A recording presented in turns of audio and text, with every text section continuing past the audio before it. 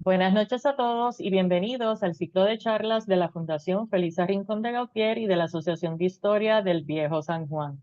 Hoy tenemos la charla a cargo de Carlos Almodóvar, titulada Santos y Santas en tiempos de guerra. Como siempre, iniciamos con una biografía de nuestro conferenciante y les recordamos a las personas que estén interesadas en recibir un certificado que nos lo indiquen en el chat cuando están conectados a Zoom, y las personas que están conectados en Facebook que nos dejen un mensaje y por mensaje al buzón su correo electrónico. La biografía de Carlos es la siguiente.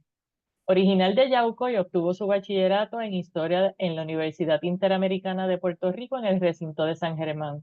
Obtuvo una maestría en Historia de la Universidad de Puerto Rico del recinto de Río Piedras y comenzó a trabajar en el Sitio Histórico Nacional de San Juan en el año 2000, mientras cursaba sus estudios en la UPI.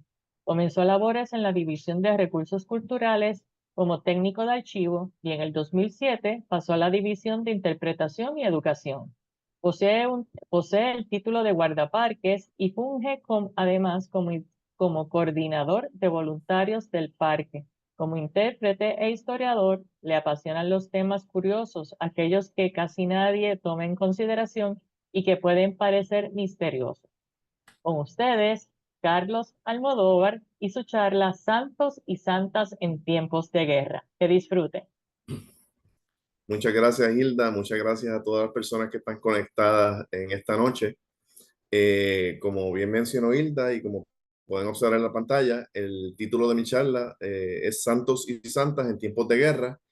Lo que pretendo presentarles a ustedes, ¿no? Lo que vamos a presentar en esta noche es, vamos a hablar de esas estructuras militares, que son la gran mayoría, que fueron nombradas con nombres religiosos, especialmente santos y santas. Eh, Como empleado del San Juan National Historic Site, National Park Service, durante mucho tiempo, pues obviamente me llamó la atención desde el principio, ¿no? El hecho de que la mayor parte de esas estructuras defensivas utilizadas para defensa, para la guerra, fueran llamadas, ¿verdad? Bautizadas con nombres de santos y santas, nombres religiosos.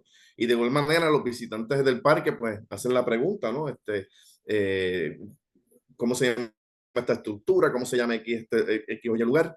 Y durante la noche de hoy vamos a tener la oportunidad de poder hablar un poquito y entender un poquito quizás del porqué de esos nombres, quiénes eran esos santos y santas que están nombrados en las estructuras y sobre todo la función desde el punto de vista no solamente religioso, estamos hablando que hay una combinación allí, son estructuras militares, estructuras defensivas que fueron nombradas con esa nomenclatura y por una razón bien, varias razones bien importantes, la espiritual y religiosa, pero también la política, que es bien importante, y la militar. Así que vamos a proceder con la presentación. Eh, Como parte de esta presentación y agradeciendo nuevamente al Museo Doña Felisa Rincón, en el parque estamos celebrando dos fechas importantes: el 75 aniversario del Sitio Histórico Nacional de San Juan y los 485 años del comienzo de la construcción del Castillo de San Felipe del Morro. Así que hemos estado llevando actividades en el parque, ¿verdad? Diferentes recorridos, diferentes charlas, diferentes actividades especiales. Y esta, pues, aprovechando la oportunidad que nos brinda el museo, pues también queremos hacer notar esa, esa connotación de aniversario. Me gustaría comenzar la charla con una cita que entiendo muy importante y que nos va a dar a nosotros una idea de lo importante que fue la construcción de las fortificaciones de San Juan. Hablamos de un contexto histórico que duró siglos, más de 2 siglos de construcción, y como seres humanos al fin necesitamos nosotros hoy día, no muy diferente a siglos atrás, sentirnos protegidos, sentir que estamos, ¿verdad?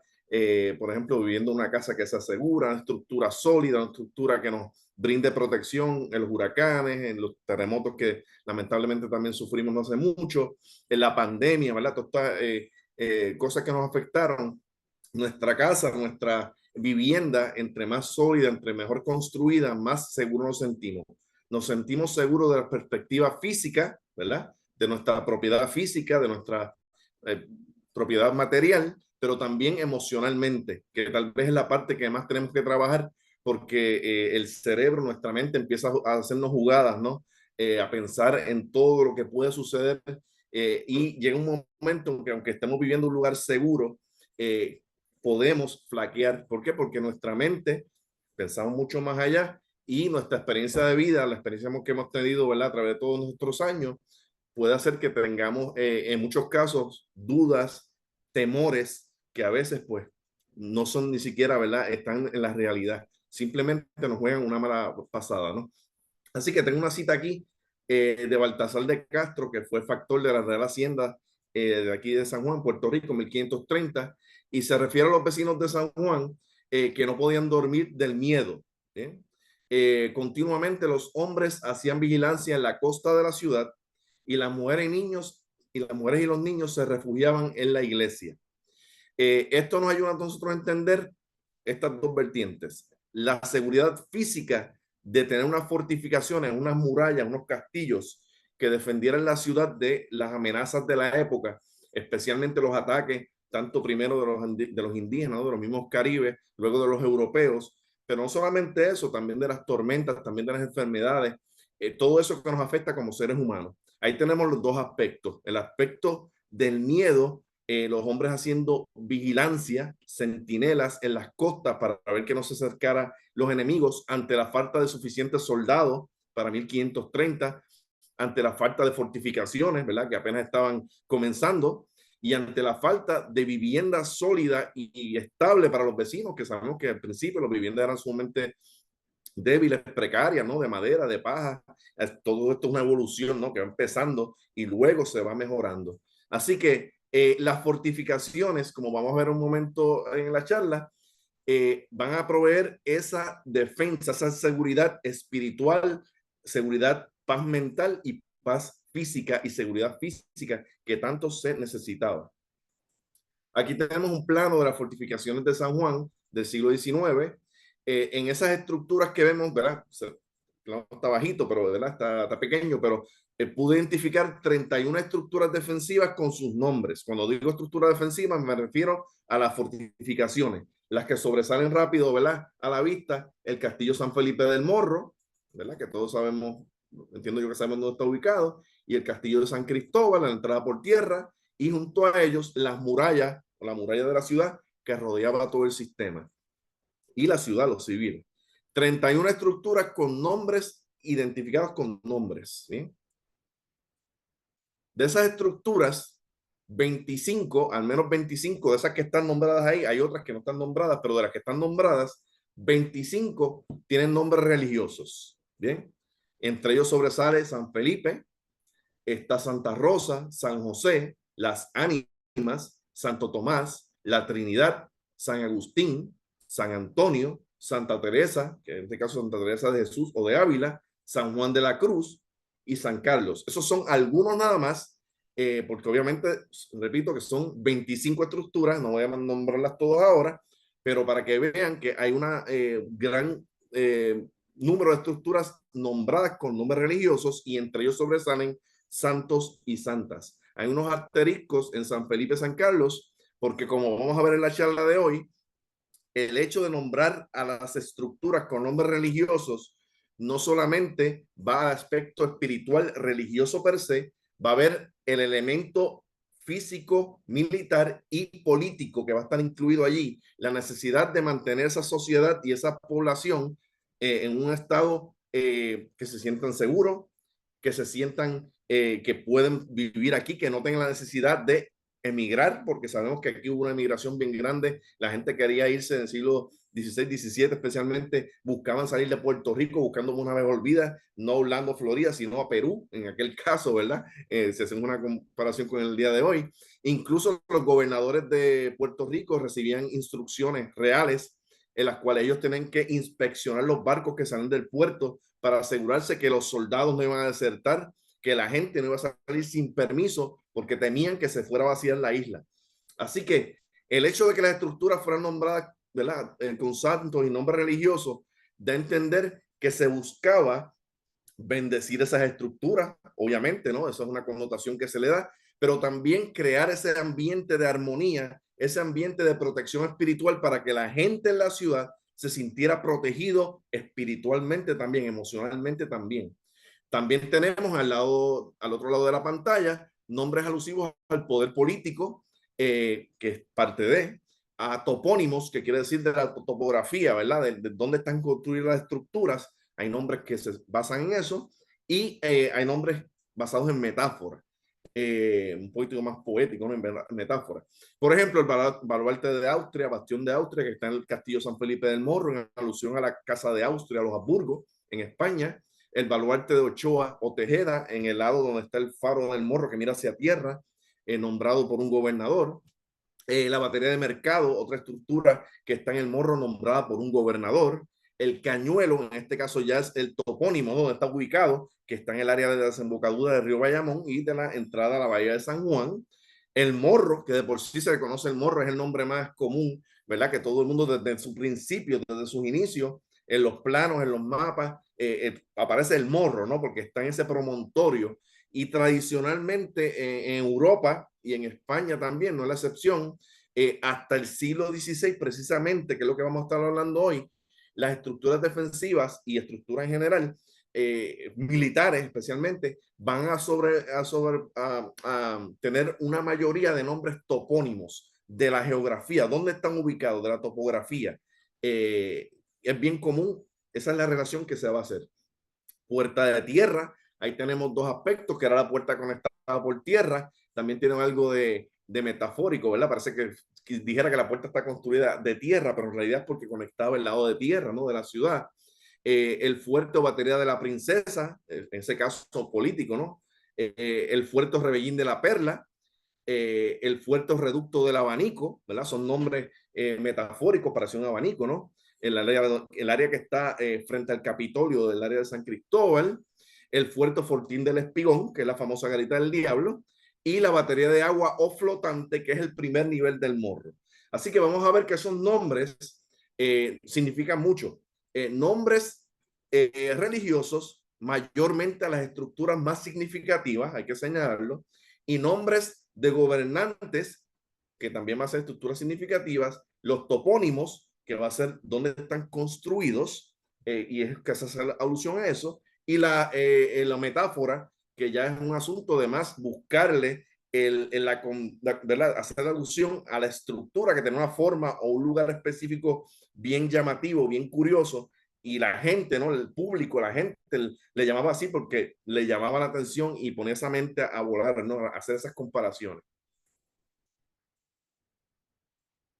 Aquí tenemos un ejemplo de una tarja o una lápida fundacional del poder político, ¿no? El Castillo San Felipe del Morro. Cuando uno entra por el puente, a ambos extremos están los baluartes de Austria a la izquierda, de Ochoa a la derecha.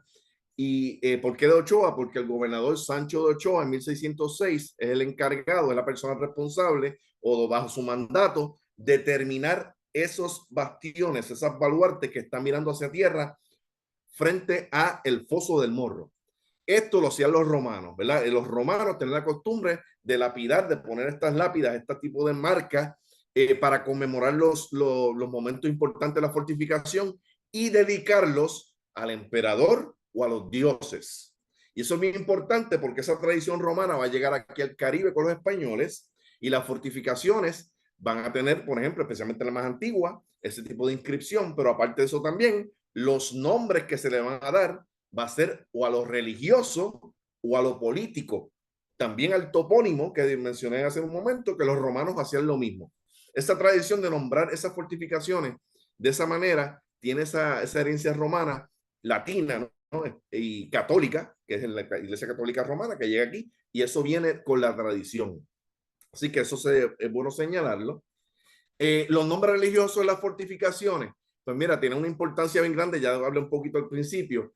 La fortaleza espiritual para los habitantes de la ciudad en tiempos precarios, la fe, muy importante, ante un estilo de vida, un tipo de vida bien difícil, donde cuando se mudan a la isleta de San Juan, esos primeros vecinos tienen que asegurarse de construir esas primeras viviendas y estructuras lo mejor posible, con falta de mano de obra, falta de materiales, falta de recursos económicos, y eso va a hacer que la fe sea importantísima para que esas personas se mantuviesen motivados, leales, se mantuviesen peleando y se mantuviesen sobreviviendo en este lugar.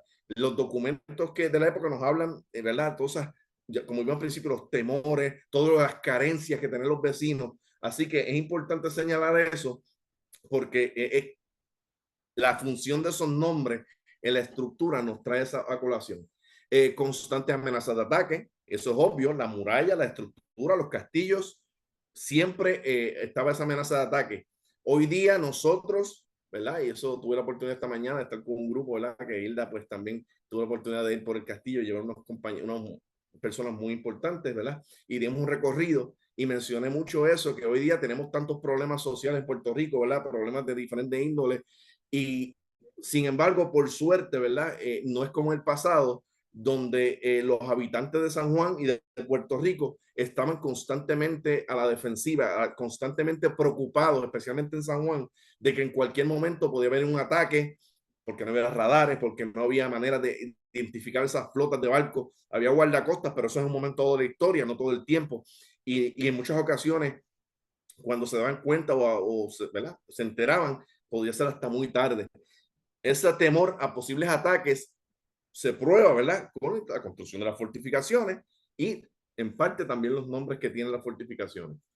El ambiente tropical, ¿verdad? Ya lo hemos visto nosotros también con la pandemia y los huracanes, eso siempre ha existido aquí en el Caribe y si a nosotros nos afectó María y todo lo que pasamos, toda la carencia que tuvimos, el mal rato, la mala experiencia, la necesidad, ¿verdad? La tristeza que nos dio, el dolor que nos dio, ¿verdad? Pasar por ese evento, pues pensemos esas personas que estuvieron aquí en el siglo XVI, XVII, especialmente esos siglos, donde tuvieron tantos retos que sobrepasar para poder construir sus viviendas, para poder sobrevivir en este lugar.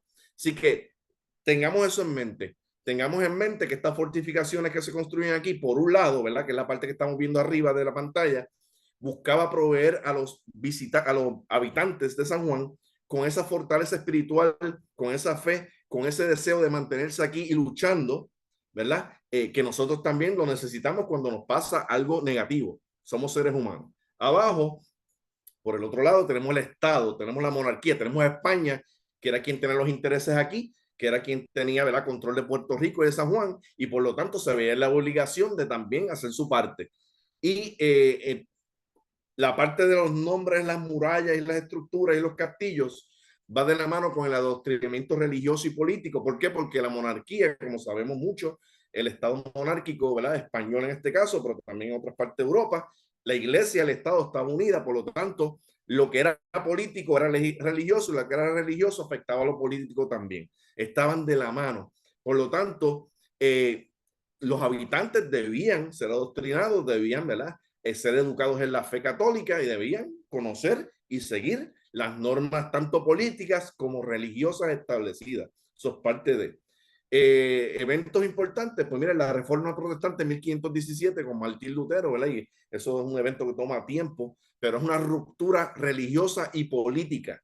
O sea, el hecho de que la Iglesia Católica se rompiera, que hubiese una, ¿verdad?, un rompimiento y unos principados y unos reinos se fueran de la Iglesia Católica, abandonar la Iglesia Católica y el papado en Roma, pues fue algo político también. Y España se va a declarar defensora de la Iglesia Católica, ¿verdad?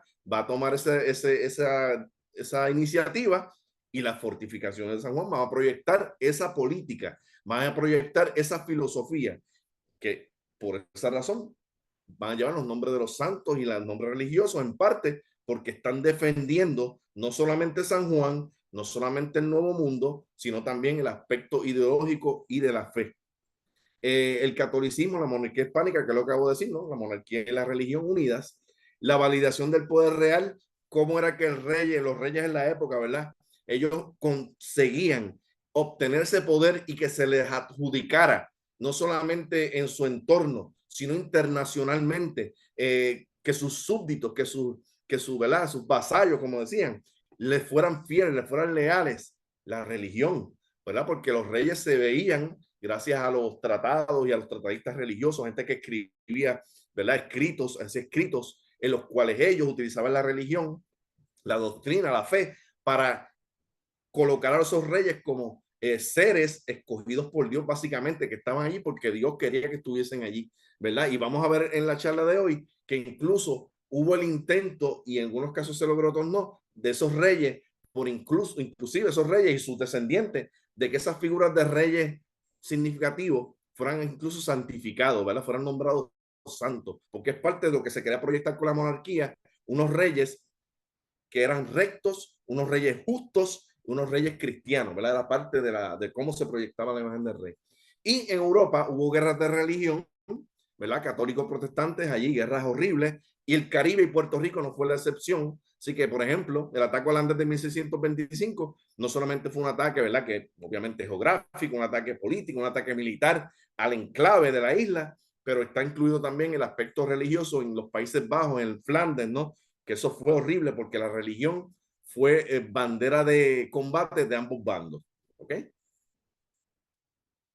Comenzamos entonces con los santos, ¿verdad? La ciudad y puerta de San Juan, San Juan Bautista, que viene siendo el santo patrón de, ¿verdad? El original, cuando se pone el nombre de San Juan a Puerto Rico. Y en la ciudad, pues la puerta de San Juan y la catedral llevan el nombre de San Juan Bautista, ¿no?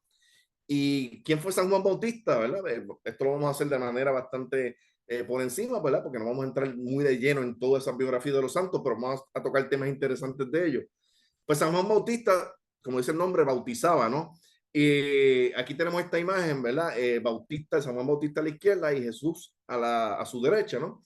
Y lo que podemos observar allí es la figura de Juan el Bautista, como lo describían, ¿verdad? Era una persona que era básicamente un ermitaño, era una persona que vivía aislado, solo, lo describen como viviendo con pieles, ¿verdad? En lugares remotos, era una persona, ¿verdad?, que se entregaba al misticismo, no era bien espiritual, y su labor fue bautizar, pero también se le acredita el hecho de que él fue la persona indicada para identificar quién iba a ser el Mesías bajo el cristianismo, ¿no? Así que cuando él encuentra a Jesús, ¿verdad? Y sabe que es Jesús la persona, él lo bautiza, lo declara el Mesías, ¿no? Y importante señalar que antes de que él bautizara a Jesucristo, ¿verdad? Y a Jesús, y antes de que Jesús estuviera por ahí, ¿verdad? Y haciendo todas sus labores, Juan el Bautista era visto como esta figura de respeto, líder espiritual, era un líder de, ¿verdad? Que tenía muchos seguidores, y cuando él identifica a Jesús como el Salvador, ¿no? Y el Mesías, entonces él decide, como su rol era tal, echarse a un lado y dejar el camino para Jesús. Así que Juan el Bautista se le va a conocer como el precursor, ¿verdad? La persona que inicia a Jesús con el bautismo. Se identifica por San Lucas, ¿verdad? Como el primo de Jesús, le indica que era pariente, ¿verdad? Todos estos santos que vamos a hablar en la noche de hoy, es bien difícil porque lo que tenemos como información en la Biblia muchas veces no entra en muchos detalles, y la mayor cantidad de información que tenemos disponible se debe a la tradición, que básicamente no es otra cosa que todas las enseñanzas y todas las cuestiones que hay cuando las culturas se unen, cuando las creencias, las leyendas, en muchos casos supersticiones, se van a unir y se van a incorporar a figuras religiosas para darle, cubrir ese hueco de la identidad de muchos santos o santas que no se sabía muy bien quiénes eran, porque hay un vacío. Hay un vacío al momento de describir quiénes eran, de dónde venían, quiénes eran sus padres, qué ellos hicieron. Y ante ese vacío hay muchos elementos que es la tradición, que no necesariamente está en la Biblia, ¿vale? Eso está, se sabe, está probado, ¿no? Pero bien importante, la figura de Juan Bautista era tan importante antes de que Jesús apareciera, que como podemos observar, al igual que el nacimiento de Jesús, ¿verdad? El arcángel Gabriel se le aparece a sus padres y le dicen que ellos van a tener un hijo y que le ponga por nombre Juan, el mismo arcángel que se le va a aparecer a la Virgen María, ¿verdad? Y decirle, mira, va a tener un hijo que se va, ¿verdad? Que va a ser Jesús.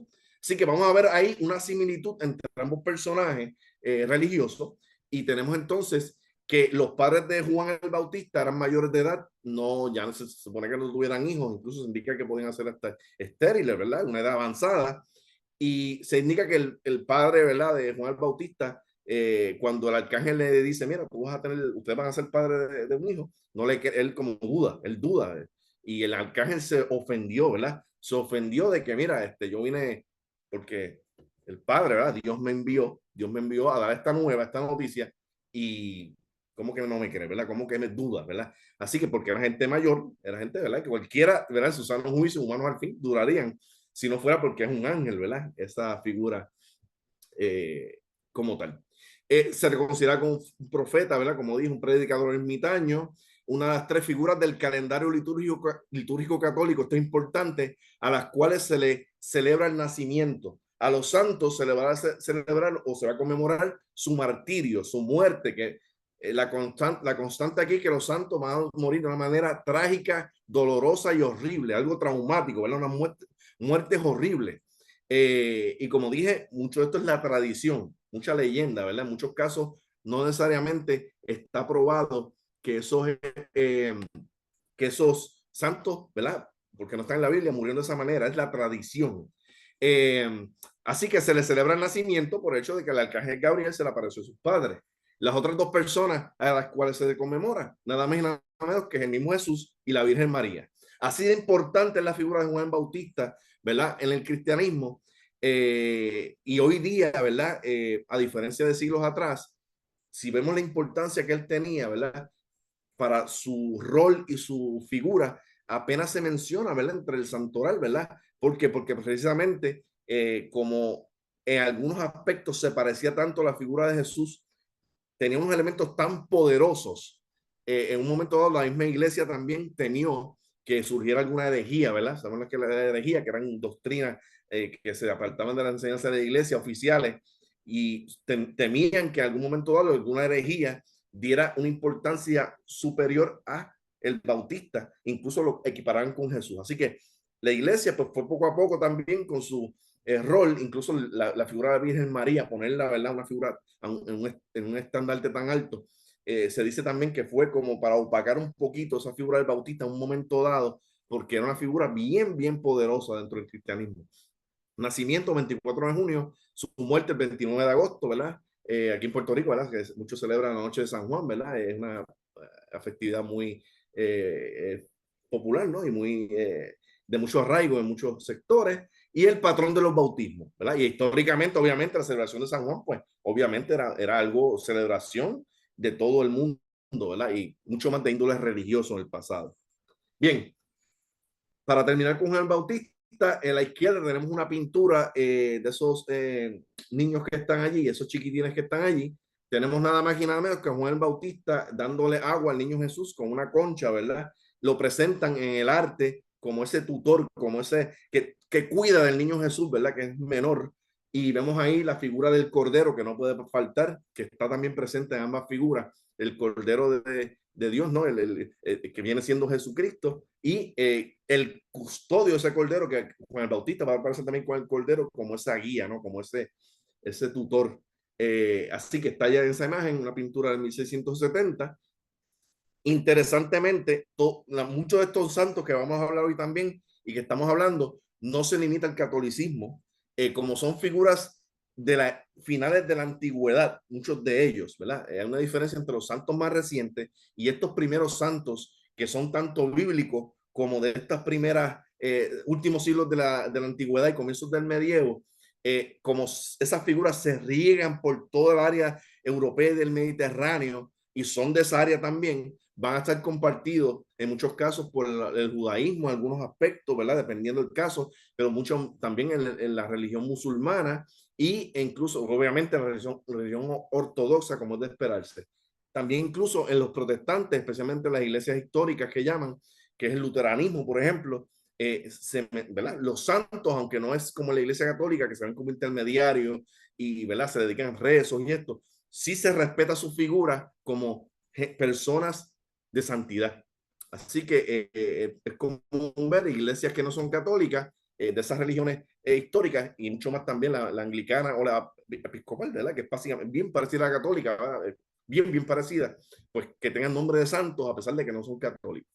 Y el ejemplo que tenemos ahí a su mano derecha es la tumba del profeta Yaía, en la mezquita de los Omeyas en Siria, y Yaía no es otra persona que Juan el Bautista, que también es reconocido como un profeta en el Islam, en la religión musulmana. Así que es importante que el santo, ¿verdad? Que lleva el nombre originalmente de Puerto Rico, es la capital, es una figura bien relevante, ¿verdad? En la historia. Tenemos entonces la sección más antigua de la muralla, que ahí amplía un poco el plano, en la muralla sur. En la muralla sur, porque es la más antigua de las murallas en San Juan, ¿verdad? Es la primera parte de construirse. Van a destacar nombres a santos, no todos, pero muchos, algunos santos legendarios, que es lo que estamos hablando. Santos que van a vivir o van a desarrollarse durante ese final de la antigüedad, comienzo de esa Edad Media, y no es hasta el siglo IX en donde aparece el proceso de canonización. Por lo tanto, vamos a ver más adelante cómo eso va a afectar a la figura de algunos santos que tenemos en San Juan, en las estructuras de San Juan defensiva, ¿verdad? Porque el hecho de que no hayan sido canonizados, pues tuvo su peso, ¿verdad? Tenemos la parte más antigua de la muralla, a continuación, parte sur. En junio de 1638, el gobernador Íñigo de la Mota Sarmiento avisó al rey que la cinta de muralla se había completado en su sección perímetro sur. Las tres puertas ya estaban construidas y se llaman dedicadas a San Juan, que es la puerta de San Juan, ¿verdad? La puerta de San Justo y Pastor, que era la puerta que estaba por el área de los muelles del puerto, y la puerta de Santiago, que es la puerta, ¿verdad?, que da a tierra. Como dato interesante es los santos Justo y Pastor, ¿verdad? Esto, según el documento, tenemos entonces aquí que se dedicó a dos santos niños, patrones de Alcalá de Henares, martirizados en el año 304, unos niños, uno de 7 y otro de 9 años, que estaban en la escuela, y se dice, ¿verdad?, que las fuerzas romanas en los años de represión y persecución al cristianismo toman la escuela y obligan a los niños y a todo el mundo que estaba allí a renegar de la fe cristiana. Se dice que los niños salieron corriendo, dejaron atrás sus tablas, ¿verdad? Escribían en tablillas, dejaron atrás sus tablillas botadas, ellos se fueron y cuando los capturaron, ¿verdad? Que los torturan de una manera increíble, ¿verdad? Ellos se niegan a renegar, dicen que no, que son cristianos y mueren martirizados, ¿verdad? Mueren torturados de una forma horrible. Van a notar que los santos, un símbolo de santidad, ¿verdad? Va a tener los santos cuando son martirizados, que es el hecho de haber superado ese martirio y ganar la vida eterna, ¿no? Ir al cielo, es la palma, ¿no? La hoja o la penca de palma que van a tener los santos, que significa la pureza, significa también la resurrección y en este caso también lograr superar el martirio. Así que los santos que fueron la gran mayoría, ¿no?, martirizados, va a tener siempre una hoja, una penca de palma, ¿verdad? Así que son niños, Justo y Pastor, la calle San Justo, Puerta San Justo, que estuvo en esa área. Interesante que pues quizás porque es muy largo, calle de San Justo y Pastor, Puerta de San Justo y Pastor, pues simplemente se le llama Puerta de San Justo o calle de San Justo, ¿verdad? En ese caso. Pero según se indica, ¿verdad? Pues fue dedicada a dos niños santos que fueron martirizados. El baluarte o bastión de Santa Elena, que está en el área, cuando uno baja del morro a mano derecha, la cuestita que está llegando al polvorín, que está ahí en la imagen, el número 20 es el polvorín de Santa Elena, el número 21 es la casa de guardia del bastión de Santa Elena, y Santa Elena, ese baluarte, ese bastión, es de los más antiguos en San Juan. ¿Y quién fue Santa Elena? De Constantinopla, la madre de Constantino, el emperador romano que oficializó el cristianismo en el Imperio Romano. Se le atribuye haber descubierto como parte, ¿no?, de estos hechos legendarios de estos santos y santas, que repito, ¿verdad?, se debe a la tradición, pues se le adjudica a ella haber descubierto. Ella se fue a buscar por allí, su misión era buscar reliquias, ¿verdad?, de Jesucristo, y se le adjudica haber descubierto la Vera Cruz, que no es otra que la cruz en la cual se crucificó a Jesucristo, a Jesús, ¿verdad? Así que por eso siempre ya va a aparecer cargando una cruz, porque se le adjudica haber encontrado la cruz original en la cual se crucificó a Jesús.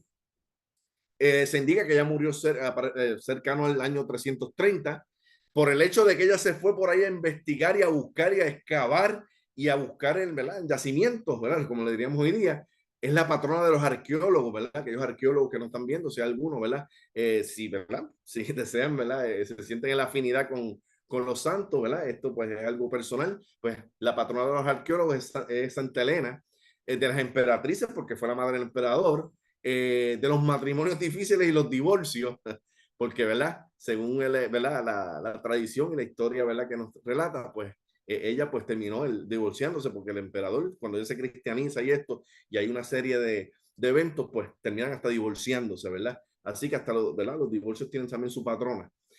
No murió martirizada, ¿verdad? Es una excepción, no va a aparecer con la palma, ¿verdad? Con la hojita de palma, pero sí fue canonizada también en el siglo IX, así que ella es en toda la ley una santa, ¿verdad? Bajo la doctrina católica, bajo el santoral, y especialmente venerada, ¿verdad? En la iglesia ortodoxa, que hace sentido porque Constantino y Constantinopla, ¿no? Que es el imperio romano que se estableció en esa área, lo que hoy día es Turquía, básicamente. Así que hace sentido que su figura sea bien importante también en la iglesia ortodoxa. El bastión de Santa Elena o baluarte de Santa Elena es de los más antiguos en la ciudad. Debido a su rol como madre del primer emperador romano cristiano o que oficializa, ¿verdad?, el cristianismo, en las monarquías cristianas medievales y del Sacro Imperio Romano Germánico en Europa, van a establecer este tipo de ideología, ¿verdad?, y de filosofía, y de estos escritores van a tratar de entrelazar la figura de Santa Elena y Constantino, tratar de equipararla con los reyes y emperadores cristianos y sus respectivas madres.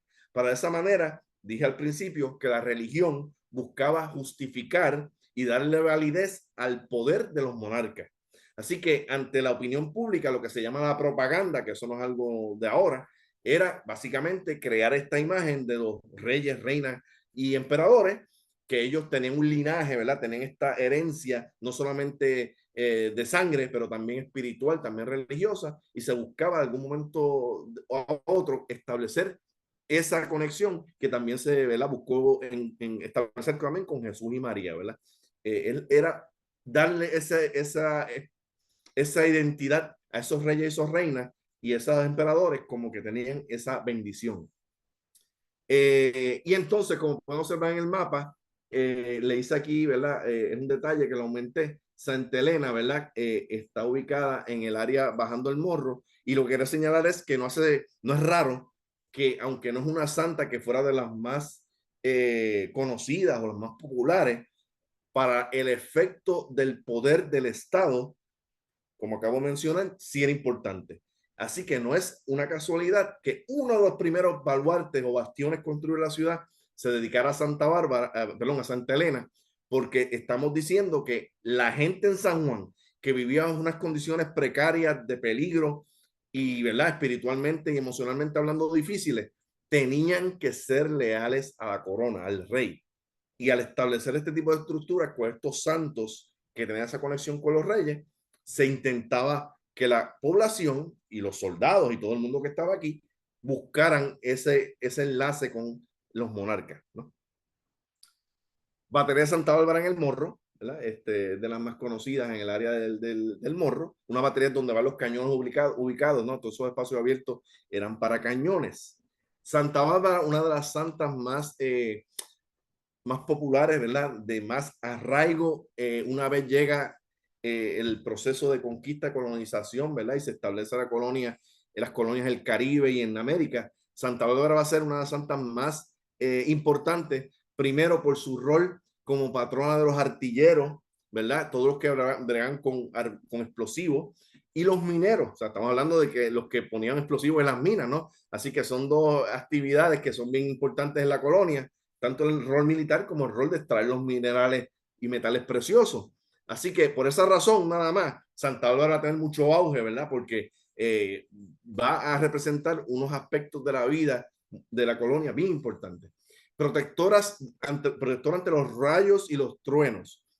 A su mano izquierda hay una copia de un tratado de 1756, escrito por un religioso, en el cual se está trayendo la imagen de Santa Bárbara ante los católicos españoles, europeos y en el Caribe y en las Américas, como parte de expandir esa figura de Santa Bárbara como protectora, ¿no? Como esa figura necesaria a la que uno tiene que rezarle, tiene que invocar, tiene que, ¿verdad?, establecer esa comunicación como protectora. Santa Bárbara como protectora, no solamente de los artilleros, de los mineros, también contra los truenos y las tormentas eléctricas y los rayos, pero también figura clave ante aquellos que morían sin ser confesados o recibir su sacramento. Porque según la leyenda, que no la voy a contar aquí, ¿verdad?, porque es larga y el tiempo apremia, pero sabemos que ella fue ejecutada por su propio padre, la decapitó, le cortó la cabeza, otra muerte traumática típica de los santos. Y ella pues no recibió los santos sacramentos ni nada de eso porque murió de una manera traumática ahí, de esa manera.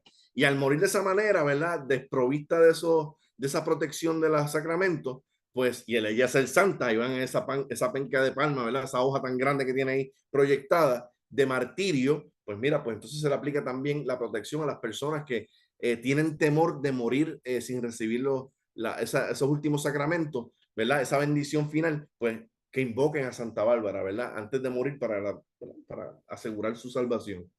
Y que interceda, ¿no? Sobre todo ante Dios.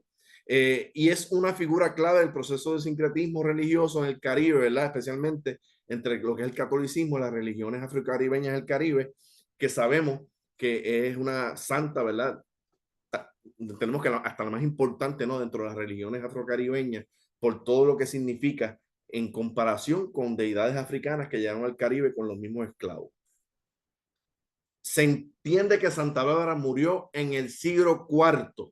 Siglo IV, su fiesta es el 4 de diciembre, que es día de Santa Bárbara y día de los artilleros.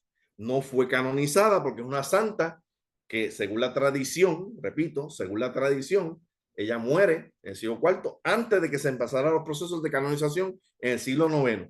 ¿Qué pasa con Santa Bárbara y otros santos? Que esto es bien interesante y lo vamos a hablar en los que nos queda, ¿verdad? De la charla. Es que a partir del Concilio Vaticano II, en la década del 60, pero en este caso el 69 específicamente, Santa Bárbara junto a otros santos fueron removidos del santoral católico. La razón principal, precisamente, no fueron canonizados y no había prueba más allá de lo que es la tradición cultural, que sí, en sí es importante, pero ustedes sabrán, ¿verdad? Que hoy día, ¿verdad? Si se quiere nombrar, ¿verdad? Declarar un santo, una santa, hay un proceso que es canonización y de beatificación, ¿verdad? Son unos pasos en donde hay unas investigaciones y hay que probar que hicieron unos milagros, su vida hay que investigarla, ¿verdad? Se supone que a cualquiera, ¿verdad? Por ahí no se le va a santificar. Pues, ¿qué pasa? Que Santa Bárbara, junto a otros santos, no pasó por ese proceso y la iglesia en la década del 60, con ese concilio, en pleno siglo XX, siglo de modernización, siglo del siglo XX, ¿verdad? Donde todo estaba cambiando, donde todavía la misa era en latín, hasta ese momento, donde todavía la iglesia llevaba unas tradiciones, ¿verdad? Que se buscaban en ese momento modernizar porque veían que era necesario. Pues ese concilio, como muchas otras cosas a las que se dedicó, fue organizar el santoral católico porque había miles y miles de santos, ¿verdad? Que llegaron al santoral porque por sencillamente en X o Y lugar, X o Y reino, X o Y lugar, comunidad, había una figura que tradicionalmente se le veneraba porque se veía como un santo y el obispo del lugar, pues ya lo santificaba porque entendía que era lo correcto y automáticamente pasaba al santoral. Y se decidió, mira, que eso no es una manera adecuada. Otra razón también es que muchos de estos santos pasan por lo que hablamos del sincretismo, las mezclas de esas creencias, especialmente lo que es el área del Mediterráneo, el Asia Menor, lo que llaman, ¿no? El área de lo que es Turquía, Grecia, esa parte de allí, lo que es donde está el Medio Oriente. Muchas tradiciones no cristianas, incluso hasta no judías, otras religiones de egipcios, por ejemplo, llegaban y los romanos las aceptaban y en muchos casos la Iglesia Católica lo que hizo fue seguir aceptándolo. Sabemos también que la Iglesia lo hizo también en el Nuevo Mundo para buscar lograr sus fieles, sus seguidores, ¿no? En la feligresía, cuando encontraba una deidad, un dios, una deidad que era difícil de erradicar porque estaba bien establecida, pues se pasaba entonces a la parte del sincretismo, que no era otra cosa que darle características cristianas, y ahí entonces sale la figura, por ejemplo, de Santa Bárbara, como pasó entonces con los africanos, ¿no? Y sus descendientes en el Caribe, ¿no? Como Santa Bárbara tiene esa característica dual de ser Santa Bárbara y Xangó a la vez. Así que, ¿qué quiere decir que lo removieron del santoral? Santa Bárbara sigue siendo santa. Lo que sí lo sacaron fue del calendario. Lo que significa es que solamente las personas que por casualidad sean o artilleros o sean mineros o sean personas que de tradiciones arraigadas, que cuando cae una tormenta eléctrica van a rezar en Santa Bárbara, está bien, está aceptado, porque tradicionalmente se ha hecho por siglos, pero la iglesia ya no se supone que dedique fiestas a Santa Bárbara como lo hicieron en un momento dado. El tratado que tengo aquí, ¿verdad? Que se ve aquí en la imagen, ya se supone que la iglesia no escriba de Santa Bárbara como lo hizo en el pasado. ¿Por qué razón? Porque sencillamente fue removida y simplemente se presta para las actividades que ya están establecidas por la tradición. Bien, no es que no es santa, sigue siendo santa, pero por alguna razón hoy día no se menciona Santa Bárbara en la iglesia. Por alguna razón, ¿verdad? Cuando usted va a ver el calendario, Santa Bárbara no aparece, ¿verdad? Y eso pues yo me di cuenta también mucho tiempo atrás, dije, Dios, pero Santa Bárbara es más famosa, más conocida, es una figura de más impacto para las religiones afrocaribeñas que hoy día para el catolicismo. Interesante ese aspecto. La leyenda dorada, ¿por qué razón? ¿Verdad? Y este libro que está aquí, redactado por Jacobo de la Voragine, entre un italiano que vivió entre 1230 y 1298, él se dedicó a buscar las creencias, las leyendas, las tradiciones populares que habían de todos esos santos que no aparecen en la Biblia, repito, y él se dedicó a hacer un estudio básicamente antropológico, que era ir y tomar esas leyendas, esas tradiciones, esos cuentos de esas figuras y montarlas en ese libro que se llamó La Leyenda Dorada. Y en la Edad Media, en lectura y en popularidad, estuvo la Biblia y después de eso, la Leyenda Dorada. Ahí se le da la identidad a todos esos santos que antes del siglo IX no fueron canonizados y que nosotros conocemos hoy día y que en San Juan tenemos nombres de ellos y llegan gracias a esa leyenda dorada que le dio esa identidad y se pudo entonces aplicar a las personas, ¿no? Y a las creencias de las sociedades. Aquí a la derecha van a ver que ese es San Sebastián, ¿verdad? Que lo proyectan, ¿verdad? Ahí, que están pasando con flechas, ¿verdad? Y entonces lo que pasa es que un ejemplo de la vida de San Sebastián se debe a Jacobo, ¿no? Que entonces él escribe la leyenda dorada sobre la vida de San Sebastián y es lo que conocemos hoy día y lo damos por sentado, ¿verdad? Dentro de la religión católica y por eso, pues, San Sebastián es un santo y incluso, pues, las famosas fiestas de la calle de San Sebastián y hay un bastión, un baluarte de San Sebastián en San Juan dedicado a San Sebastián y nuevamente se debe a esta recopilación de historias y leyendas.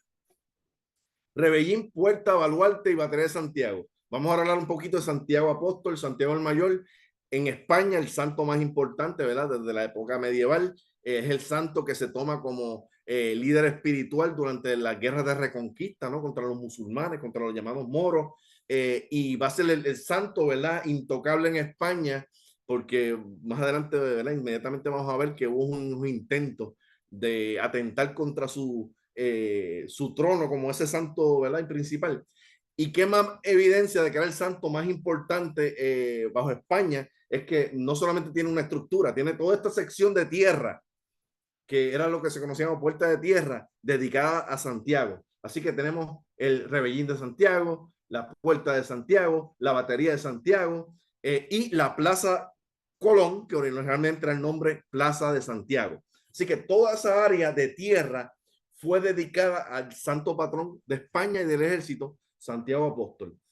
Así que la importancia de, ¿verdad? Que tengamos ese santo. Ahora, ¿qué pasa? Que esa sección, como sabemos, no está en pie hoy día, fue demolida para 1897 para poder entonces dar espacio a que la ciudad se expandiera hacia lo que hoy día es el barrio Puerta de Tierra, ¿verdad? Y interesantemente, la estructura defensiva, la sección más importante en cuanto a ese valor espiritual, además del físico, ¿verdad? Que es el Santiago, pues hoy día no existe. Ha sido borrado porque se eliminó la sección de muralla. Eh, pero estuvo allí y lo importante es que se vea la importancia de Santiago, ¿verdad? Santiago, patrón de España, del ejército español, la leyenda indica que su cuerpo llegó navegando hasta Galicia, ¿no? Y que entonces está enterrado en la catedral de Santiago de Compostela. Saben ustedes del Camino de Santiago, ¿verdad? Que durante el medievo se convirtió en la ruta de peregrinación más importante del cristianismo, ¿verdad? Y sigue siendo una ruta de gran importancia, no importa si usted sea creyente o no, ¿verdad? Gente va allí a caminar solamente para tener esa experiencia, porque aunque usted no sea creyente, ¿verdad? La gente que ha ido, todo el mundo lo dice, una experiencia sumamente especial, sumamente que la gente no puede describirla con sus palabras, porque es algo que, aunque tú no seas creyente, llega, ¿verdad? Te llega al corazón, ¿verdad? Y al alma, como diríamos, ¿no? Eh, y el 25 de julio, la fecha de Santiago Apóstol, era el Día Nacional de España. Interesante, ¿verdad? Que era una fiesta nacional y aquí Puerto Rico no era la excepción, paradas religiosas, actividades, ¿verdad? De todo índole, se dedicaban a Santiago Apóstol. Interesante esa fecha del 25 de julio, ¿verdad? Que algunos historiadores verán señalado que la casualidad que los estadounidenses decidieran invadir Puerto Rico por Guánica, ¿verdad? El 25 de julio, no se debe a otra cosa que el trabajo de inteligencia que ellos hicieron, ¿verdad? Indicaba que esa era la fecha más importante bajo España y llegar aquí el 25 de julio, pues era una forma de ellos opacar eso con su llegada, ¿verdad? Y borrar un capítulo, ¿verdad? De la historia. Y más adelante esa fecha, ¿verdad? Historiadores pues lo van a seguir mencionando, que luego el Estado Unido Asociado, el 25 de julio, etcétera, ¿no? Que esa fecha 25 de julio para Puerto Rico siempre fue significativa y políticamente hablando, aunque era una fecha religiosa, tenía un carácter bien grande y el mejor ejemplo de eso es que, ¿verdad? Entonces está el Estado Unido Asociado establecido allí para intentar también opacar un poquito el aspecto de la invasión estadounidense, ¿verdad? Todo esto es una pieza sobre otra en el mismo 25 de julio. Y sabemos que en Loíza, ¿verdad? Se celebra la fiesta de Santiago Apóstol, una fiesta tradicional allí muy importante. Se le llamaba Matamoros, ¿verdad? Porque, repito, era la figura que lideró espiritualmente a esas personas que en la guerra de Reconquista lucharon contra los musulmanes en España. Y, ¿verdad? Aquí tenemos la concha de Vieira, que es lo que está a la izquierda, que es el símbolo de Santiago Apóstol, ¿verdad? Además de otros símbolos. Y siempre me gusta señalar que en el Castillo San Cristóbal, en la entrada de la rampa, está la concha dedicada a Santiago Apóstol en la entrada de San Cristóbal como santo patrón de España y del ejército. Así que si pensamos bien, toda esa zona de tierra, lo que era la puerta, los rebellines, la batería, la misma plaza y la entrada a San Cristóbal fue dedicada a Santiago Apóstol como el santo principal en España. ¿Bien? San Andrés. No hay ninguna estructura en San Juan dedicada a San Andrés, sin embargo, y este es el mejor ejemplo de cómo los santos van a jugar un rol político dentro de la monarquía española, ¿verdad? Hispánica. ¿Por qué? Porque lo mismo del principio, ¿no? Tiene un rol dual, la iglesia y el Estado estaban unidos, por lo tanto, una cosa afectaba a la otra. San Andrés se consideró el primer apóstol de Jesús, el primero que lo siguió, que decidió, ¿verdad? Fue Andrés, hermano de Pedro, Simón Pedro, ¿verdad? Entendemos que, ¿verdad? Se entiende que el apóstol más conocido, ¿verdad? Y más importante en muchos aspectos es Pedro, ¿verdad?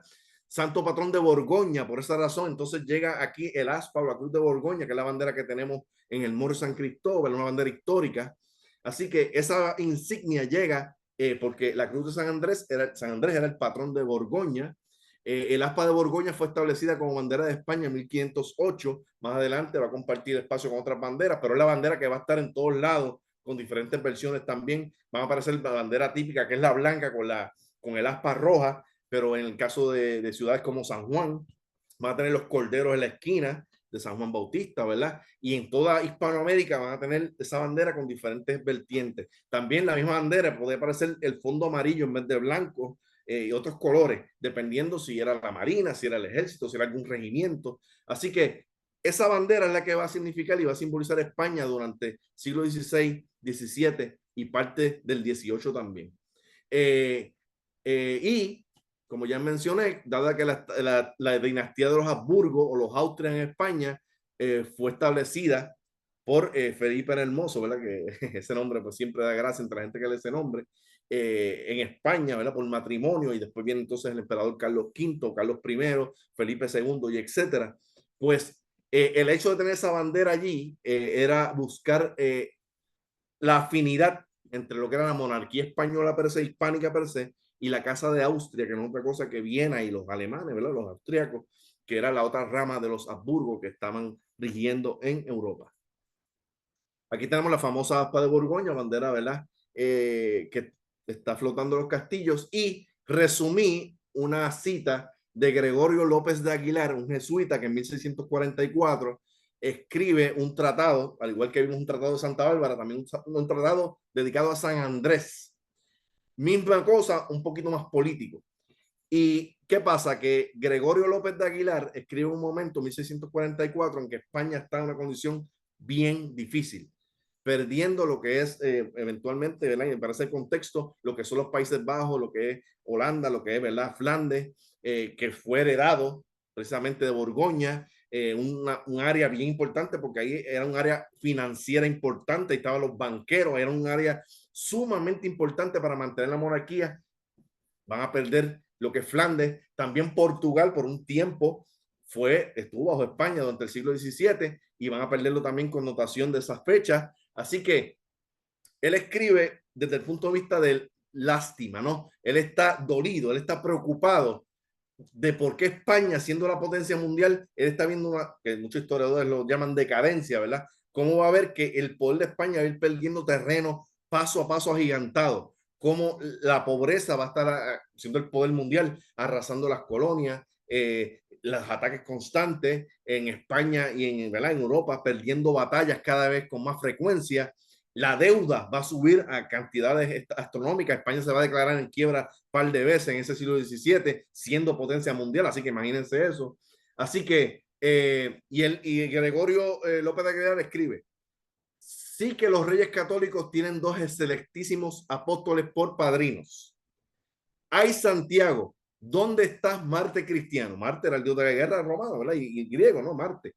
Y él está haciendo solución a Santiago como el dios de la guerra porque fue el santo que ayudó a los cristianos a derrotar a los musulmanes, ¿no? Según su tradición, sus creencias.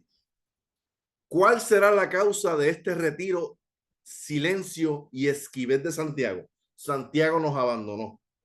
Siglo XVII, está tan mala la cosa que se veía no solamente el aspecto, repito, militar de los combates, el aspecto financiero, el aspecto territorial, el aspecto religioso es parte de él, y desde la perspectiva de la iglesia también se va a ver esa decadencia y la preocupación. ¿Y cuál era el rol de la iglesia? Levantar el espíritu, el aspecto ideológico, el aspecto espiritual, para que esa gente que estaba decayendo, ese espíritu estaba decayendo, levantarlo nuevamente. Despierten que tenemos que defender, ¿verdad? Porque no podemos seguir como estamos. Así que él escribe también, ¿y de cuál patrón se precian más los soldados? Sin duda de San Andrés. Él acomoda a San Andrés allí, que viene vía los Habsburgos, y él busca entonces este santo Santiago, que ya ha quedado atrás, que es un santo del pasado, que tiene una figura increíble, pero que él ve otra etapa, otra época, y Santiago se quedó atrás. Y ahora viene San Andrés como un santo nuevo que viene a ayudar a España a revivir. Y escribe que ya entiendo por qué el cielo dio a los reyes católicos dos patrones, porque vino en ellos las dos más insignes casas reales del mundo, la de España y la de Austria. ¿Qué sucede?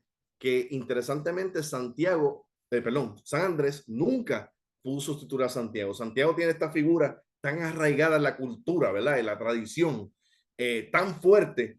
El camino de Santiago nada más, con eso nada más, olvídense. Así que San Andrés, aunque sí, obviamente va a haber lugares, San Andrés, no, por eso no quiero decir que no haya lugares que se llamen San Andrés en España o tenga ¿verdad? Sus fieles y devotos, pero tanto así como suplantar a Santiago como el santo principal del ejército, el santo principal de España, como grito de guerra, no funcionó.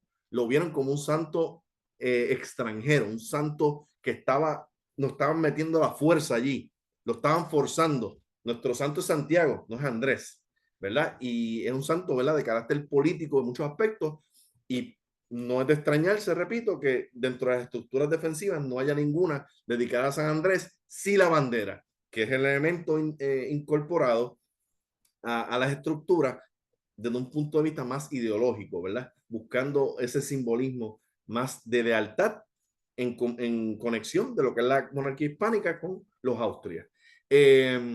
También está la insignia orden del Toisón de Oro, que eso está en la entrada del morro, está el escudo que está en el morro, que es un león con una corona, y abajo tiene un collar con una piel de un cordero que está, ¿verdad?, guindando de ese collar, que es otra historia, pero también viene vía de Borgoña, buscando esa conexión poderosa con España y hacer una monarquía católica, ¿verdad? Y la más poderosa del mundo. Siempre esto va a estar parte de.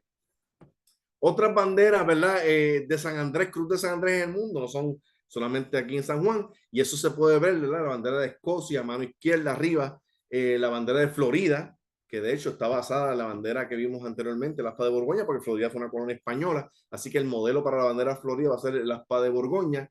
La bandera de la Marina rusa, porque San Andrés es el patrón de Rusia, y ¿verdad? Las insignias de la Marina, pues lleva el aspa, ¿verdad? La bandera, la cruz de San Andrés, azul en este caso, y una bandera, ¿verdad? Que es un poco más polémica, ¿verdad? Porque es militar, pero tiene una connotación de la guerra civil y el aspecto, ¿verdad? Que es muy polémico, obviamente, que el aspecto de la esclavitud, ¿verdad? El racismo, todas estas cosas. Es la bandera militar de los Estados Confederados del Sur, que es una bandera con la cruz de San Andrés, porque Andrés, ¿verdad? Se va a proyectar como este santo precisamente militar, que es lo que puso Gregorio López de Aguilar diciendo, los soldados siguen a San Andrés, ¿verdad? Dándole esa connotación militar, dándole esa afinidad que no pudieron, ¿verdad? Finalmente, aparte de esa bandera que vayan los ejércitos, sustituir a Santiago al fin y al cabo.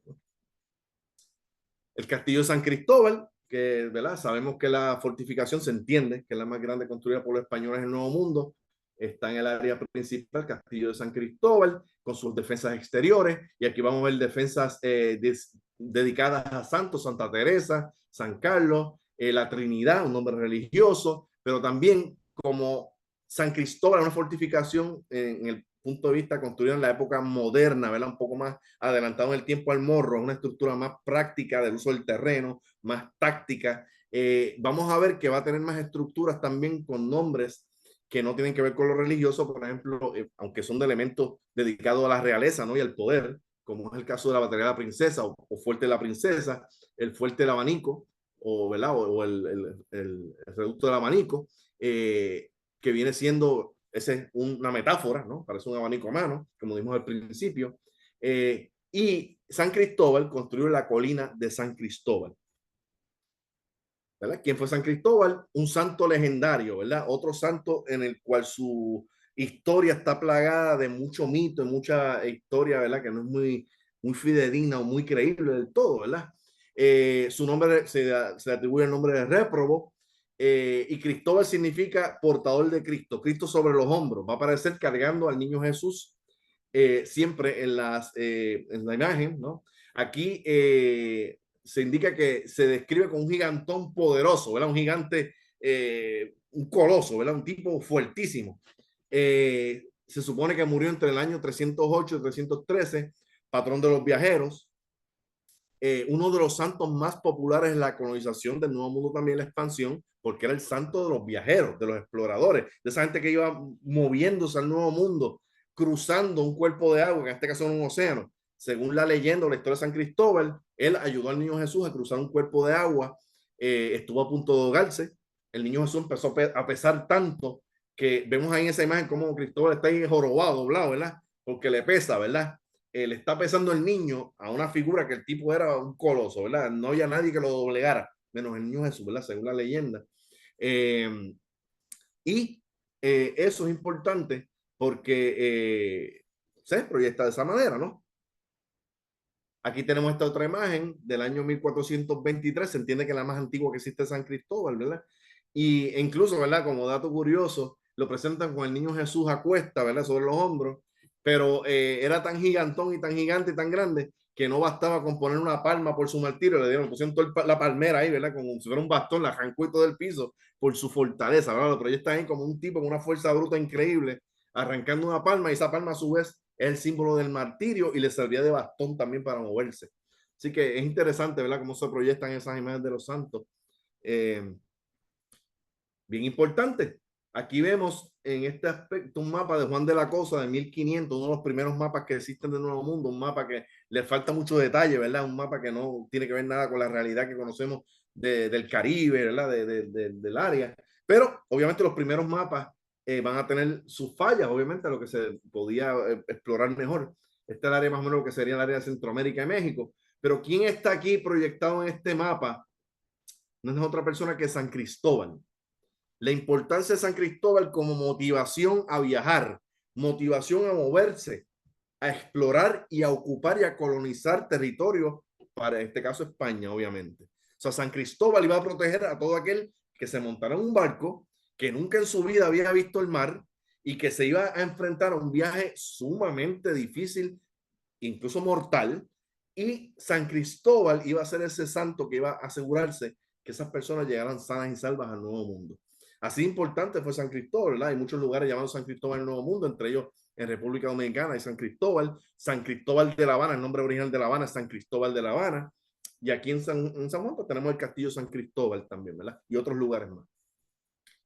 Para hacer una afinidad con Santa Bárbara, y esto, ¿verdad? No, a todos los que trabajamos en San Juan, ¿verdad? Nos choca un poquito, y es el hecho de que San Cristóbal también fue eliminado del Santoral Católico en 1969 como parte de esa reforma del Concilio Vaticano II. Lo mismo, una figura que no estaba comprobada 100% su veracidad, mucha leyenda, mucha cosa que no cuadraba, elementos no cristianos ahí sincretizados, y deciden, ¿verdad? Esos obispos que están ahí reunidos, cardenales, que hay que reformar el santoral, y uno de esos santos que lamentablemente sale es San Cristóbal. Igual que Santa Bárbara, lo mismo.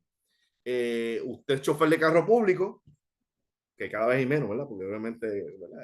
Cada vez la gente tiene más vehículos, pero todavía queda por chofer de carro público. O usted mismo como conductor, creyente San Cristóbal, lo puede hacer, ¿verdad? Y se invoca a San Cristóbal, tiene una medallita San Cristóbal en el vehículo y se va por allí espiritualmente, emocionalmente tranquilo porque entiende que San Cristóbal lo va a proteger, ¿no? Va a ser una ayuda, que fue lo que sucedió mucho, ¿verdad? En el siglo XX, antes de que pasara esta situación de que lo eliminaran, en donde, ¿verdad? Era bien popular tener las medallitas, los llaveros de San Cristóbal como una especie de amuleto, ¿verdad? Por decirlo así, para protección, ¿verdad? Eso se puede decir de esa manera.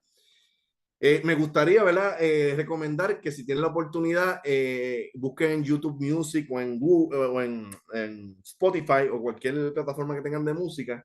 En 1974, el grupo de rock progresivo de Chicago, ¿verdad? Styx, publicó una canción titulada Christopher, Mr. Christopher. Estos miembros de la banda, la mayor parte de los miembros de la banda eran descendientes de católicos italianos, o son, ¿verdad? Pues, algunos están vivos. Y en esa letra de esa canción, me gustaría que la buscaran más adelante, así que apunten el título de la canción y la busquen, la letra, porque es bien conmovedora, ¿verdad? Como ellos, criados en el catolicismo, ¿verdad? De pequeños, y veían estas figuras, ¿verdad? Los adultos, cómo se encomendaban, en este caso a San Cristóbal, cómo ellos ven a San Cristóbal desde pequeño, con esta figura imponente, que para los niños, ¿verdad? Siempre fue una figura bien divertida para las historias, porque es gigante, ¿no? Gigantón, que salva al niño Jesús, o sea, parte de esas historias a los niños, ¿verdad? Se les podía hacer y por lo general una figura simpática a los niños. Como el hecho de que se eliminara el santoral para, en este caso, ellos, fue chocante. Como ellos vivieron en 1974 ese proceso en el cual se va eliminando San Cristóbal de Santoral, y me imagino yo que los sacerdotes, ¿verdad? Y toda la cuestión de la iglesia iban poco a poco eliminando eso, incluso tal vez mencionando, mira, San Cristóbal ya no va a estar en Santoral, ustedes pueden seguir rezándole, pero no esperen, ¿verdad? Que ya le hagamos misa o que celebremos su fecha, o ¿verdad? Porque ya no va a ser lo mismo. Así que si tienen la oportunidad, busquen la canción, la pueden escuchar, pero sobre todo la letra. Quizás haya algún cocolo empedernido entre ustedes o reggaetoneros, ¿verdad? Disculpen, pero a mí me gusta el rock, ¿verdad? Pero a punto aparte, la letra es lo que me gustaría que vieran porque es bien significativa, ¿verdad? Desde esa perspectiva. Los miembros, ok, ya hablé de eso, vamos a la próxima. El baluarte y fortaleza de Santa Catalina, vamos a hablar ahora de Santa Catalina, ¿no? El baluarte a mano izquierda y la fortaleza, ¿no? Que es el palacio de residencia del gobierno, el más antiguo en uso en el hemisferio americano, ¿no? Desde que se construyó, ¿verdad? El gobernador ha estado residiendo ahí con algunas excepciones, pero en continuo uso es el más antiguo en las Américas, ¿verdad? Y como pueden observar, una estructura tipo medieval con dos torres cilíndricas, ¿verdad? A ambos lados, es bien significativo, ¿no? Desde el punto de vista arquitectónico, bien, bien importante, ¿no? Ese aspecto. ¿Y quién fue Santa Catalina de Alejandría? Pues mira, Santa Catalina se destacó por su gran inteligencia y valentía. Un día Cristo se le aparece, según, ¿verdad?, la leyenda, todo esto, repito, hay mucho aspecto de leyenda o tradición, ¿verdad?, cultural, quizás más allá, ¿verdad?, será más correcto decir tradición cultural, ¿no? Especialmente en esa época de esos primeros años de lo que va a ser el final de la edad antigua. y que se le aparece Jesús a Catalina y ella le promete, ¿verdad? En otras palabras, ser su esposa espiritual, ¿no? Matrimonio espiritual, lo que hoy día sería, ¿verdad? El equivalente a una monja, ¿no? Dedicar su vida a Jesucristo, no casarse, punto.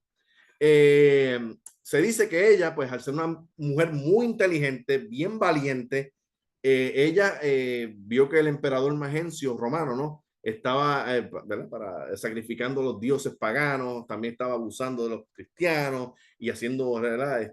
Rituales que no estaban de acuerdo del cristianismo. Ella va, los reta, le dice, mira, tú estás mal, estás haciendo las cosas mal,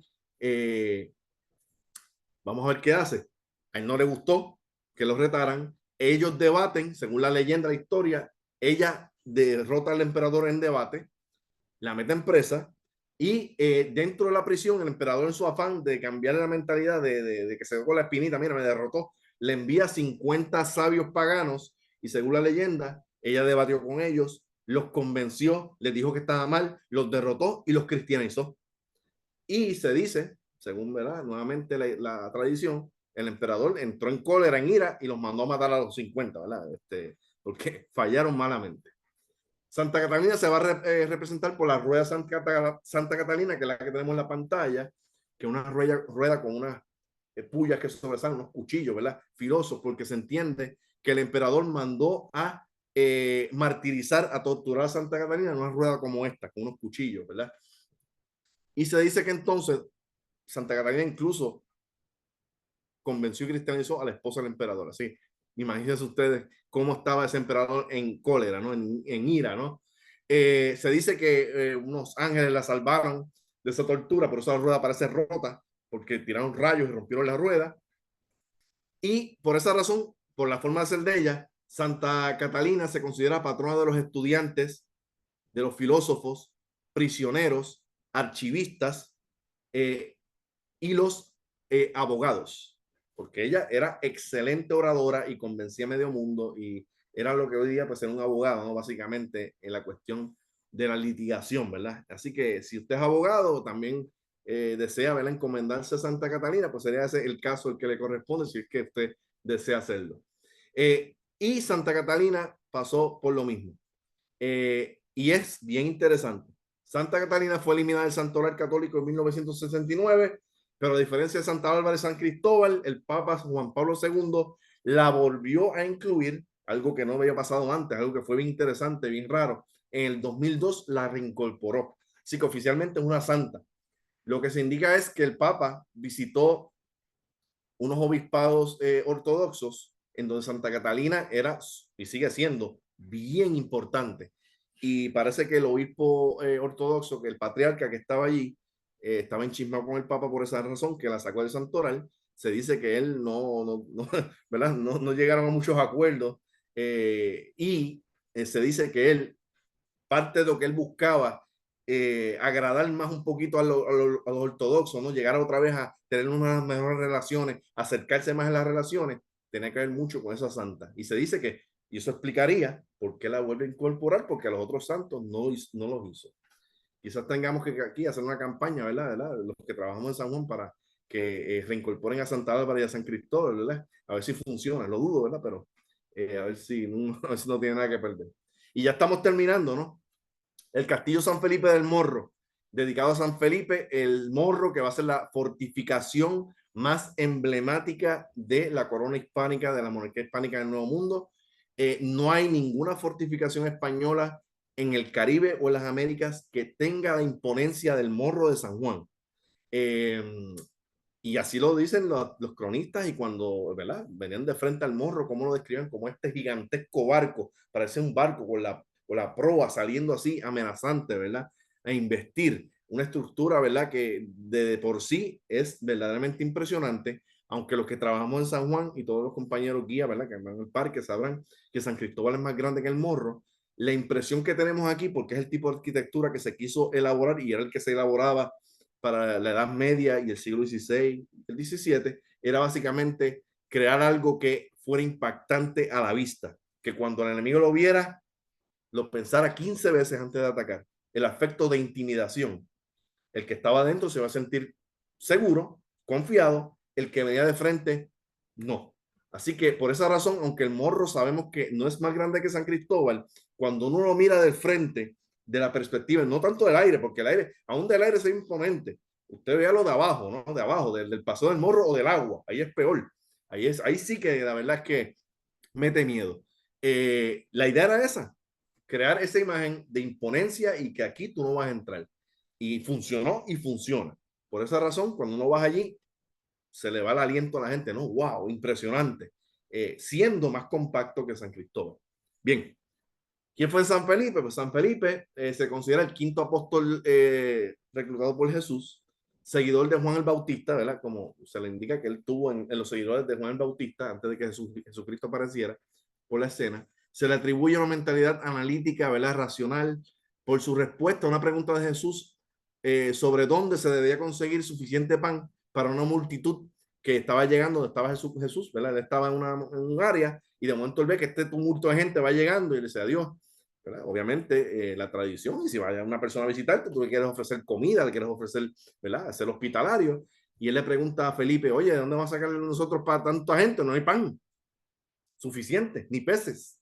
Y Felipe, ¿verdad? Siendo, ¿verdad? Obviamente la contestación hoy día no suena tan brillante porque es la contestación que uno diría también, ¿no? Pues mira, este pan no va a dar, estas hogazas de pan, estos bollos de pan no van a dar para todo el mundo. Se dice que Jesús lo estaba probando, porque Jesús obviamente ya tenía pensado lo del milagro, que iba a multiplicar el pan y los peces. Pero ese hecho de que Felipe le dijera eso a Jesucristo sirve para que se presente como una figura, ¿verdad? Que piensa las cosas y analítico. Y por esto, por el hecho de los panes, es el patrón de los panaderos, de los pasteleros y de los vendedores ambulantes, entre otras cosas. ¿Okay? Este santo Felipe, que era un apóstol, pero si vemos, ¿verdad? El patronazgo no es tan llamativo de los panaderos, de los pasteleros, de los vendedores ambulantes, de los food truck. Usted tiene un food truck. Mira, San Felipe podría ser tu patrón, ¿verdad? Si es que tú de verdad, pues, deseas seguir esta línea, ¿no? ¿Por qué razón entonces el castillo más imponente del hemisferio lleva el nombre de San Felipe? Bueno, porque aquí nuevamente está la cuestión de la unión de la religiosidad con la política. Cómo a través de Felipe, el llamado Hermoso, ¿verdad? Felipe de Borgoña, Felipe I de Castilla, llega aquí, se casa con la Juana, ¿verdad? Que según, ¿verdad? Esto está debatido hasta más no poder, que no era loca, pero la tradición dice que era Juana la loca, ¿verdad? Se casa con ella, tienen a Carlos, que es Carlos I, Carlos V, y viene entonces Felipe II, ¿verdad? Que va a ser el rey, ¿verdad? Dentro del contexto de su reinado, el más poderoso, el de más arraigo, ¿no? Que todavía se menciona como este rey que es el modelo, establece la capital en Madrid, es el rey que se va a convertir en un rey de escritorio, un rey diplomático, un rey burocrático, porque los reyes hasta Carlos V eran guerreros, ¿no? El Carlos V iba frente a las tropas a pelear, era un rey de corte antiguo y militar medieval, ¿no?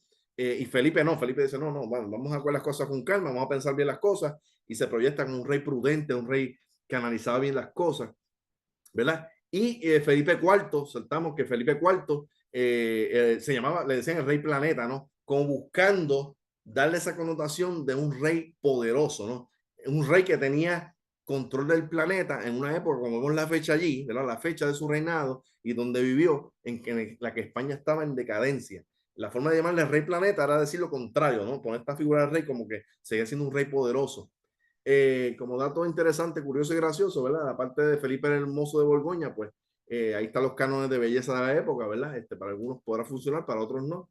Y va, pues, entre más se adelanta la dinastía, que se van casando, ¿verdad? Entre primos y entre ellos, eso es algo que va a ser bien común en toda Europa, pues la parte de la belleza, ¿verdad? Pues va decayendo, ¿no? Entonces, pues, eso, ¿verdad? Como un dato interesante y medio gracioso, ¿no? Ustedes juzguen, ¿no? En la parte de la belleza física. Pero Felipe, porque los reyes Felipe en España, y en el caso Felipe II en específico, siendo los reyes más poderosos, pues hace sentido que la fortificación más importante y más sólida, ¿no? Más representativa, como entrada a las Américas, llevará el nombre de Felipe. También en Cartagena, Felipe de Barajas, ¿verdad? Va a ser un nombre que se va a utilizar bastante. Ahora para terminar, ya estamos, ¿verdad? Para concluir, lo que hablamos desde el principio, ¿no? De la charla fue establecer cómo estos santos, a los cuales los nombres se proveen a las estructuras defensivas, sirvieron no solamente para, desde el punto de vista estructural, para darle la connotación, darle un empujoncito desde el punto de vista espiritual y de la fe a esas estructuras para que fueran santificadas, para que la gente creyera que iban a funcionar, para que el defensor, el soldado, diera el máximo por defender a la monarquía y a la religión, a la fe, a la iglesia. No como esos santos a los que fueron dedicados, pues muchos de ellos, pues hoy día incluso ya no están en el santoral. Sin embargo, esa lineaje, esa línea política religiosa, la vamos a notar con el nombre de los reyes incorporados y relacionados a los santos, ¿verdad? Y a la fortificación. Y aquí tenemos dos ejemplos bien interesantes. Cómo las monarquías católicas, en este caso francesa y española, ¿verdad? O castellana, cómo la tradición desde la Edad Media buscaba que la iglesia reconociera a esos reyes, o por lo menos los más significativos, hasta el punto de declararlos santos, porque ese era el punto máximo, el tope de un rey era representar la santidad también, además de ser un buen gobernante y ser un guerrero en algunos casos, era que representaba también la santidad, la fe. Y tenemos entonces a la izquierda Rey Luis IX de Francia, San Luis, la ciudad de San Luis, por ejemplo, en Missouri, ¿verdad? En Estados Unidos, lleva el nombre de San Luis por San Luis, un ejemplo. Y el nombre de San Luis está por todos lados en ¿verdad? Las colonias francesas, ¿verdad? Es un nombre de Luis, es un nombre bien común y bien popular en Francia y entre los reyes también.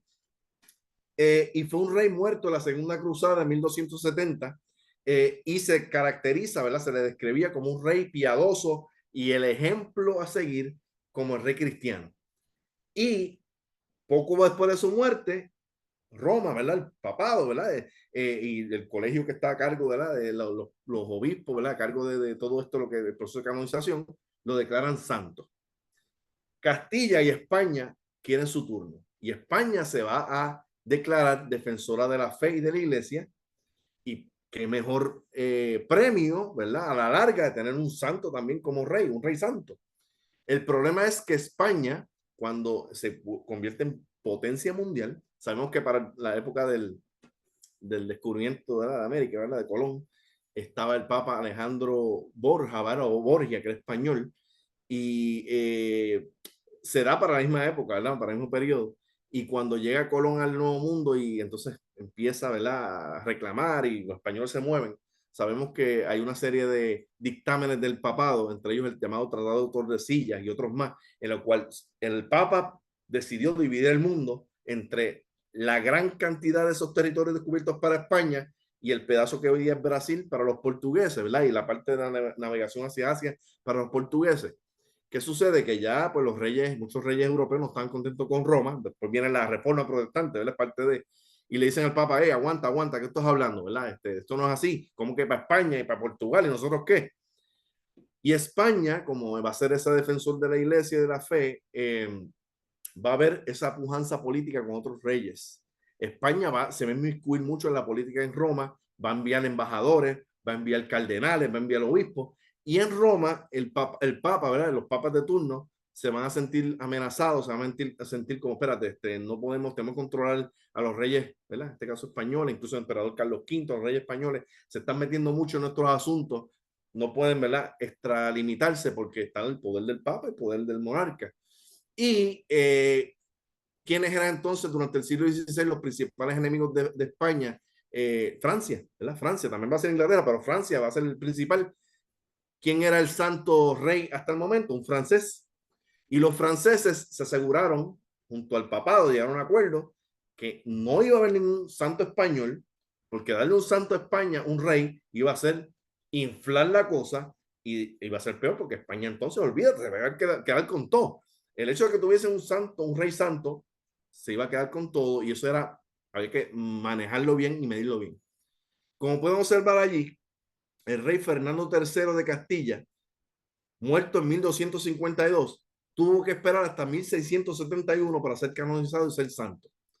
1671, como explicamos en la charla, época en la que España ya estaba en decadencia, había perdido gran parte de su poderío, seguía siendo una potencia, pero no era lo que fue en el siglo XVI con Felipe II, con Carlos V, ya había perdido muchísimo.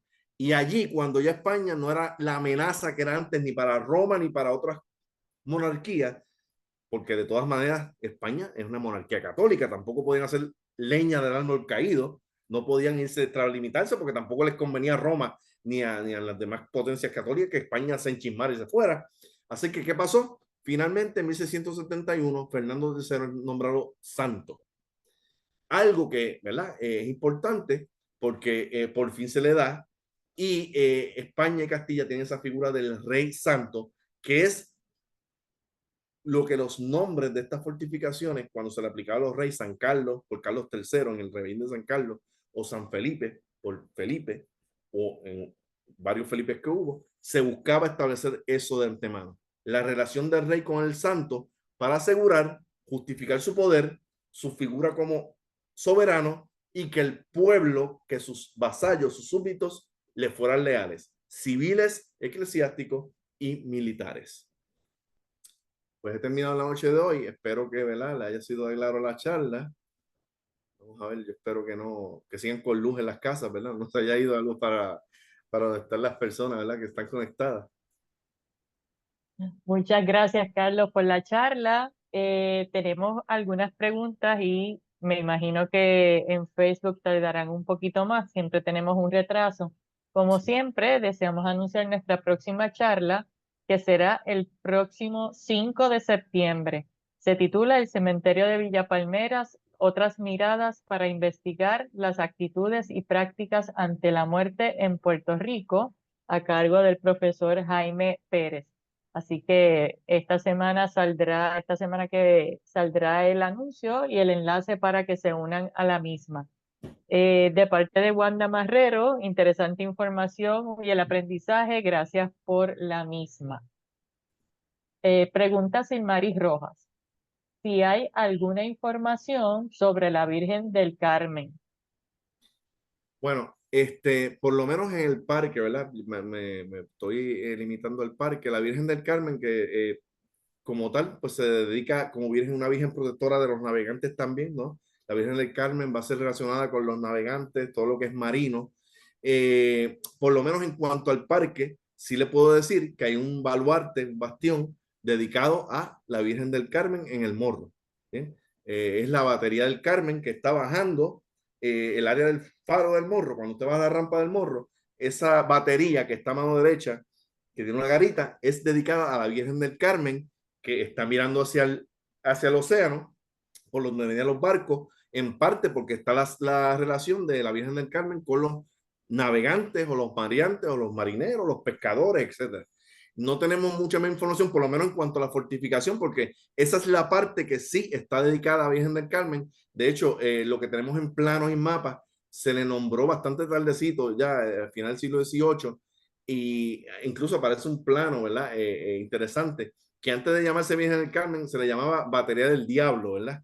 Que me imagino que se dedicaba, ¿verdad?, por el hecho de los cañones que estaban allí, tal vez por el fuego, ¿no?, que se establecía constantemente, esa batería bien poderosa. Me imagino que hacían esa alusión, ¿no?, al fuego de los cañones, pero finalmente, al ser un nombre, ¿verdad?, el diablo, obviamente no es un nombre que haga alusión y rompe el esquema, pues vamos a ver que luego se va a llamar la batería del Carmen. Perfecto. Otra de las preguntas es si existió alguna edificación con el nombre de San Miguel. Sí, lo que se entiende, ¿verdad? San Miguel Arcángel, que era visto como el guerrero de los ángeles, ¿verdad? Se entiende que lo que es el tercer nivel de San Cristóbal, que es lo que se conoce como, ¿verdad?, donde está la bandera de San Cristóbal, se conoce como el caballero, que esa estructura de por sí se llama caballero, el nombre que lleva la parte más alta, un tipo de torre, caballero San Miguel, que estaría entonces dedicada a San Miguel al Arcángel. Así que sí, entendemos que ese tercer nivel de San Cristóbal, donde están las banderas, el nombre oficial sería el Caballero de San Miguel. Perfecto, gracias. Verificamos si saludos de parte de Waldemar Feliciano. Muchas gracias por Saludos, la Valdemar. charla. Eh, Vamos a verificar. Si tiene, dice, ¿sabe si tiene relación con los portugueses?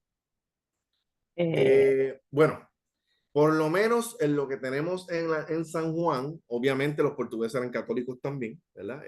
Así que lo que tenemos es que ibérico, los mismos santos que aplicaban a España van a aplicar a Portugal. No tenemos detalle de que por el hecho de ser portugués, por lo menos, ¿verdad? Que yo sepa, en la fortificación se nombrará un santo por ser portugués. Sí, Santiago, que está en Galicia, que hay una ruta de Portugal, pues obviamente ahí hay relación, ¿verdad? Con Portugal. Pero en el caso, ¿verdad? Que se nombrara una estructura, ¿verdad? Por relación a Portugal exactamente, pues no, ahí no tendría ese dato, no creo, ¿verdad? No tengo ese dato.